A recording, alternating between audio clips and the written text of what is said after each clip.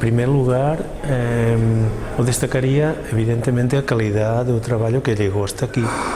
E, portanto, de entre todo el trabajo primero que hicimos de elegir unos cuantos trabajos entre los 40 y tantos, yo creo que es muy importante, diríamos, y en general del trabajo, yo diría, destacaría calidad de los proyectos. En cambio, me parece muy interesante que no sean tan uniformes y, por tanto, que haya muchas diferencias entre los proyectos. Y casi que es lo que me parece más interesante, porque no solo son diferencias la manera de representar las cosas, las diferencias alcanzan a los temas de trabajo, a la manera de enfocar los proyectos, por supuesto a la manera del diseño y de cómo se presentan, y un poco a la ambición, más que a la ambición yo diría aquellos temas que parece que preocupan en una escuela o en otra, hasta el punto de que a uno le gustaría trazar un pequeño mapa de cuáles son las preocupaciones de las distintas escuelas que han presentado sus estudiantes trabajos. Y por tanto que puedes ver cuáles son las cosas que en aquel momento en una escuela o en otra se están discutiendo y forman parte de un debate muy interesante además.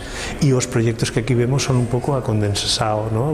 El resumen de estos trabajos. Por tanto, esto me ha parecido muy interesante y destacaría esta diversidad, ¿no? En todo, ¿no?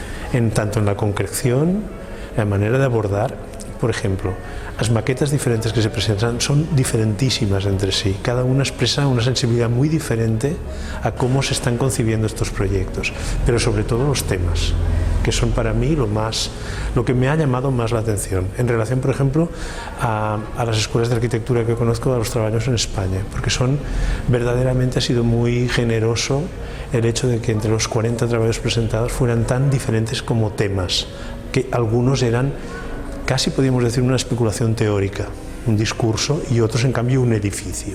Esto es lo que me ha llamado más la atención. Bom, a leitura que faço em relação aos trabalhos presentes, na relação que tem com as escolas, ou seja, com produtos da academia, é uma leitura muito positiva. Há trabalhos de alto nível,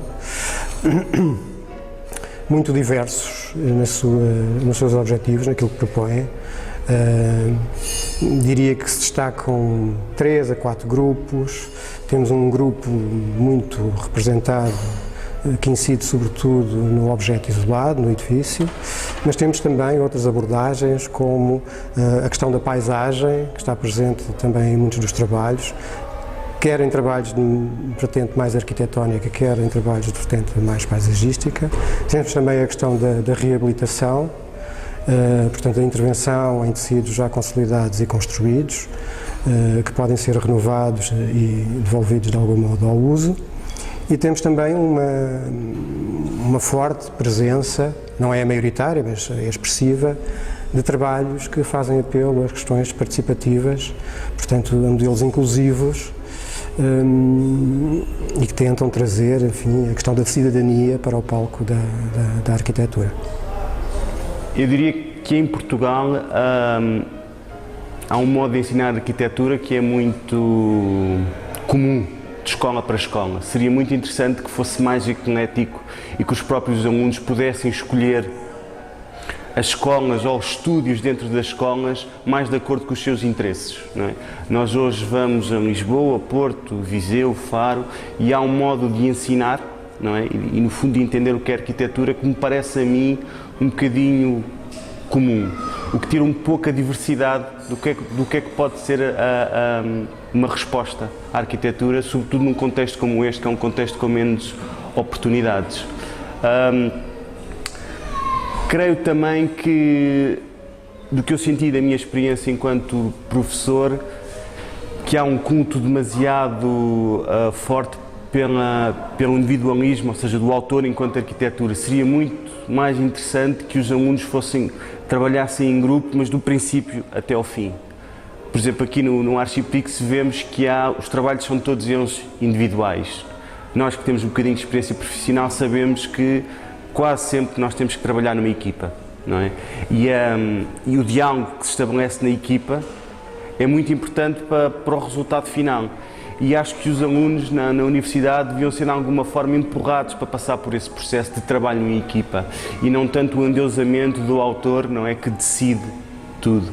Nesse sentido, seria interessante que o Archipix fosse, se calhar, recebendo uma série de propostas que viessem de equipas, se calhar e não tanto de um aluno, mas eu acho que isso tem a ver com a gênese, não é, da maneira como é ensinada a arquitetura nas escolas e não tanto com o prémio, obviamente, mas eu diria que gostaria que o ensino se aproximasse um bocadinho mais do que é o mundo real da arquitetura. O conjunto de propostas que foram submetidas à apreciação, que de uma regra geral, propostas bastante interessantes, bastante competentes, pelo menos competentes, mas especialmente do leque das propostas selecionadas para o debate, acho que permitem-nos ter uma grande confiança no futuro, porque nos dão uma imagem, quer mais uma vez, de competência naquilo que é mais importante para a contribuição que o arquiteto pode ter para a sociedade, portanto, desde logo de ferramentas profissionais, ferramentas projetuais, sólidas, que são boas aqui ou em qualquer parte do mundo, e por outro lado um leque diversificado de exercícios projetuais e de soluções que são simultaneamente que são simultaneamente formais, são tipológicas, são de programa, e é nessa capacidade crítica de entender as diferentes componentes do projeto que está a grande capacidade dos arquitetos, a grande contribuição.